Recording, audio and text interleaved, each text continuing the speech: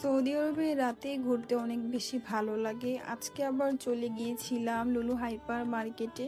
Hello everyone, আসসালামু আলাইকুম। I hope আপনারা সবাই ভালো আছেন আল্লাহর রহমতে। আলহামদুলিল্লাহ আমি অনেক ভালো আছি। চলে আসলাম আরও একটি নতুন ব্লগ নিয়ে। আমাদের বাসায় কিছু বাজারের প্রয়োজন ছিল, এর জন্য আমি আর আমার হাজব্যান্ড রেডি হয়ে সুপার শপে যাওয়ার জন্য বাইর হইলাম। আমরা চলে এসেছি সুপার শপে। তো আমি এই পুরো সুপার শপটা ঘুরে ঘুরে দেখতেছিলাম যে কোথাও কোনো ডিসকাউন্ট আছে কি না। তো আজকে এই মার্কেটে অনেক ভালো ভালো ডিসকাউন্ট দিয়েছে। সামনেই তো রমজান, এর জন্য আপনারা চাইলে এখান থেকে অনেক কিছু কিনতে পারবেন। আর এই কাচের জিনিসগুলো আমার অনেক বেশি ভালো লাগে, কিন্তু আমার হাজবেন্ড কিনে দিতে চায় না, কারণ সৌদি আরবে তো আমি কয়েকদিনের জন্য এসেছি আর এগুলো আমি তো বাংলাদেশেও নিয়ে যেতে পারবো না, এর জন্য। তারপর আমি চলে গিয়েছিলাম মাছের দিকে, কারণ আমার কিছু মাছের প্রয়োজন ছিল এর জন্য।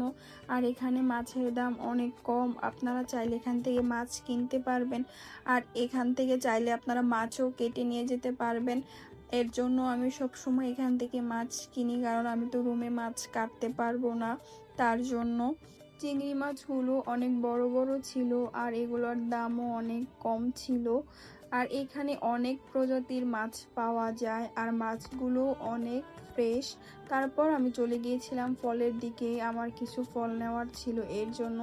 আর এই আঙুর ফলগুলো খেতে অনেক ভালো লাগে, এগুলো অনেক মিষ্টি। আমার হাজবেন্ড অনেক বেশি পছন্দ করে কমলা লেবু, এর জন্য এখান থেকে আমি কিছু কমলা লেবু কিনি।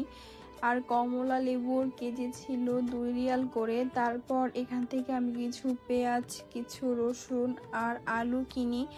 আর রসুনের কেজি ছিল 10 রিয়াল করে। আর আমার এগুলোর কোনো কিছুর দামই মনে নেই, এর জন্য বলতে পারতেছি না। আর এই যে দেখেন, বিদেশেও কলা পাতা বিক্রি করে।